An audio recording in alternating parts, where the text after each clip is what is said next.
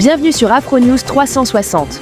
Aujourd'hui, nous revenons sur une actualité qui relance la scène politique ivoirienne. Laurent Gbagbo réclame à nouveau la libération sans condition de ses militants détenus en intensifiant la pression à travers l'organisation de marches citoyennes. Et comme l'a dit le maître de cérémonie, le thème d'aujourd'hui concerne l'initiative pour la libération des prisonniers d'opinion.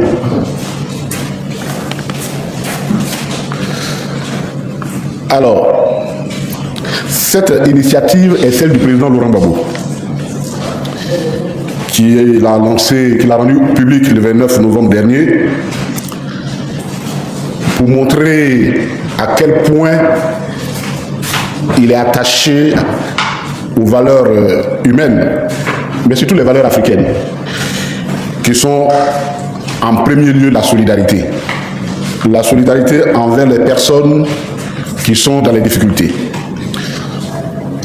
Il exprime cette solidarité de façon générale à l'égard de tout le monde, à plus forte raison quand il s'agit des siens, des personnes qui croient à son combat et qui sont engagées à ses côtés et qui traversent une situation difficile. Le président Laurent Gbagbo a lancé cette initiative en guise de solidarité à l'endroit de nombreux prisonniers d'opinion qui croupissent dans les prisons ivoiriennes. Cette initiative a une double portée. Elle a une portée sociale et elle a une portée politique. Donc, en quoi consiste la portée sociale? La portée sociale de l'IPO, il faut comprendre l'IPO, Initiative pour la libération des prisonniers d'opinion. L'article 1er de l'acte qui crée la commission qui est chargée d'animer et de porter cette initiative est clair. Je rappelle que l'initiative est portée, elle est conduite par une commission ad hoc qui est présidée par le directeur de cabinet de son excellence le président Laurent Gbagbo, Emmanuel Aka, et dont l'adjointe est la ministre Odette Soye. Et la présence d'Emmanuel Aka, le directeur du cabinet du président Laurent Gbagbo à la tête de cette commission dénote de l'intérêt que le président Laurent Gbagbo accorde à cette commission. Et l'article 1er dit ceci, je vais le dire. Garantir la protection des prisonniers d'opinion par un dispositif coordonné, multidisciplinaire et durable. Bon, on souhaite qu'il ne soit pas durable, parce que durable, ça se peut que nous allons rester longtemps là-bas. Mais en tout cas, durable. Constituer un instrument d'alerte, de plaidoyer et de mobilisation permettant d'influencer les décisions politiques et institutionnelles.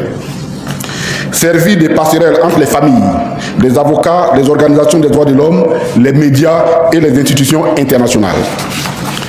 Assurer un accompagnement global de l'arrestation jusqu'à la libération en incluant la réinsertion sociale du prévenu ou du détenu ou du prisonnier. Voici les 4 actes. Donc vous voyez qu'il s'agit d'une solidarité active et entière à l'endroit des prisonniers d'opinion. Cette solidarité prend en compte le bien-être du prisonnier ou du détenu. Bon, les juristes font la part des choses entre les prisonniers et les détenus.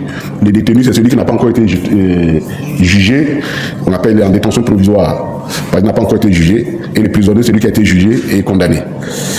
Et donc, c'est pourquoi j'utilise les deux, puisque l'initiative concerne les deux. Voilà. Donc, c'est prendre en compte la vie, c'est-à-dire le bien-être à la fois physique et mental des prisonniers. Chers amis, ici dans cette salle, il y a beaucoup de prisonniers, d'anciens prisonniers. Moi, j'ai fait la prison. Et le bien-être, c'est-à-dire ce qui manque le plus à un prisonnier, c'est la solidarité.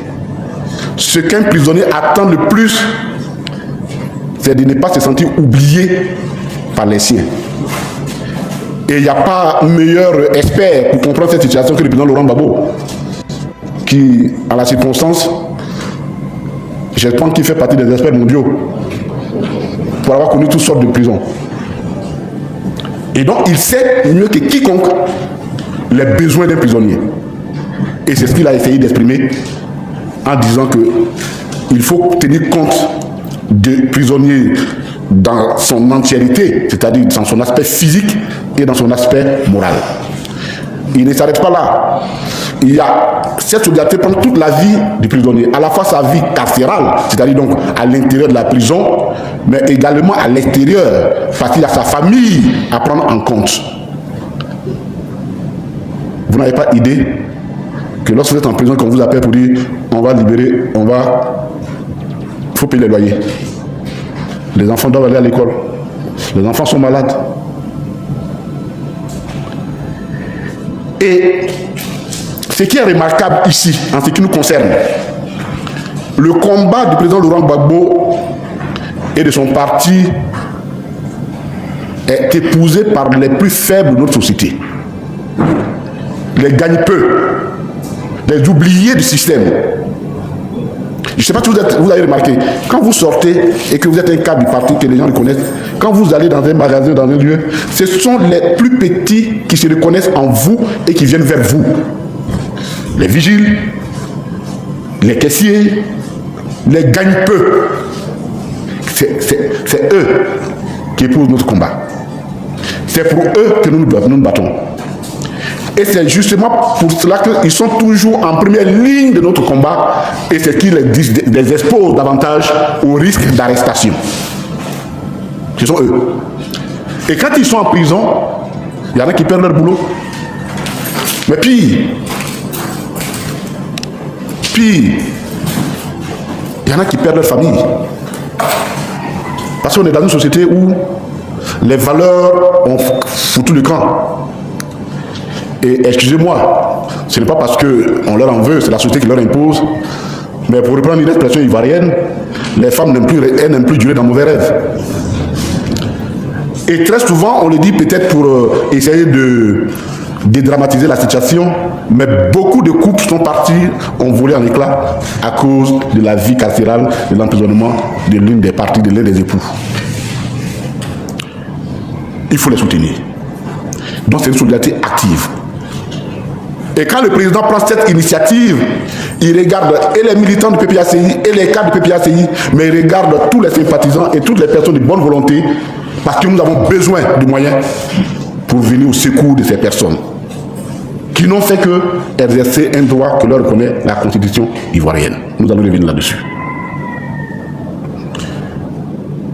C'est pourquoi la haute direction du parti le PPACI a soutenu multiplie les et actions soutient, publiques applaudit des deux mains cette initiative du président Laurent Gbagbo. Et encourage. Il s'agit d'une question de et se met du côté et se dispose politique. à accompagner cette initiative. Et là, je regarde Madame la coordinatrice adjointe. Tant que des partisans restent incarcérés. Ces manifestations visent à mobiliser la base, rappeler la capacité d'organisation du parti et maintenir la pression sur le gouvernement. Mais cette démarche pose aussi question. Est-ce une stratégie purement politique pour remobiliser son camp ? Ces actions peuvent-elles réellement influencer les décisions judiciaires ? Et quel impact sur le climat politique à l'approche des prochaines échéances électorales ? Les réactions divergent entre soutien, scepticisme et inquiétude concernant la tension politique. Pour la liberté de nos libertés, là, c'est la constante du combat du président Laurent Gbagbo. Deuxièmement, en face de l'ampleur de la menace, le président Laurent Gbagbo et le PPACI ont pris une décision très difficile pour eux. C'est celle, mais qui répond à la circonstance actuelle. C'est celle de ne pas aller aux élections législatives. Et je vous explique pourquoi. Le débat politique ne peut prospérer et être fécond dans une nation sans les libertés publiques. Ça ne sert à rien. Il ne peut avoir de débat politique fécond dans une république que si les libertés sont protégées. Parce que j'ai vu quelque part on dit il y a la liberté d'expression, mais c'est la liberté après expression là qui est un problème en Côte d'Ivoire. Tu finis de parler, on t'arrête. C'est ça qui est le problème. Dans ces conditions, devant des arrestations, plus de 1000 personnes arrêtées pour avoir manifesté, si je m'en tiens aux conclusions, aux ceux qui ont été condamnés, pour avoir manifesté dans la rue pacifiquement. Parce que s'ils étaient armés, c'est pas 5 ans d'année, 3 ans, on allait leur donner. Ce n'était plus l'ordre public. Ça aurait été une autre qualification qu'on allait donner à leur infraction. Et donc, ça veut dire que la menace sur nos libertés, c'est tel que il faut se mobiliser pour se battre pour nos libertés. Et c'est cette option que le président a pris. Il y en a qui pensent qu'on peut s'accommoder avec le mépris que les gouvernants ont des libertés publiques. Le président Laurent Gbagbo, depuis sa tendre jeunesse jusqu'à aujourd'hui, dit la liberté publique, c'est le fondement de la République. Et donc, devant une telle menace, il a été obligé de prendre un sacrifice énorme pour que cette liberté-là, nous comprenions l'intérêt qu'il accorde et l'intérêt que nous devons accorder à nos libertés publiques.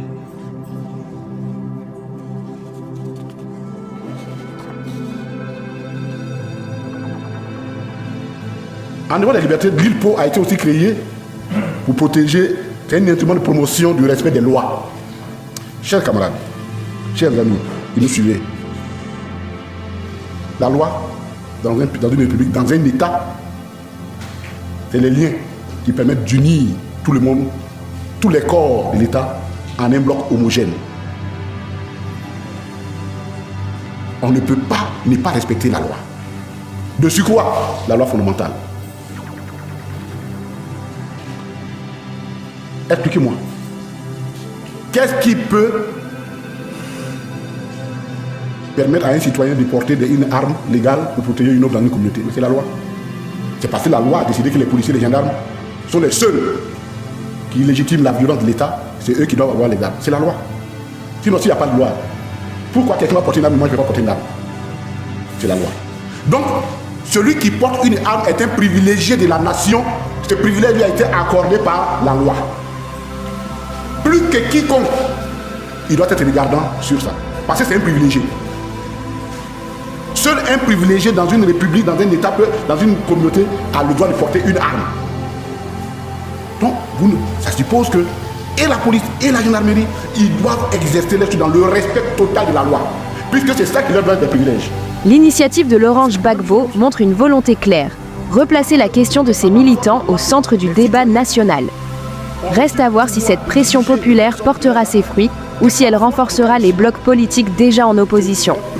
Merci d'avoir suivi Afro News 360. Abonnez-vous pour nos prochaines analyses et décryptages.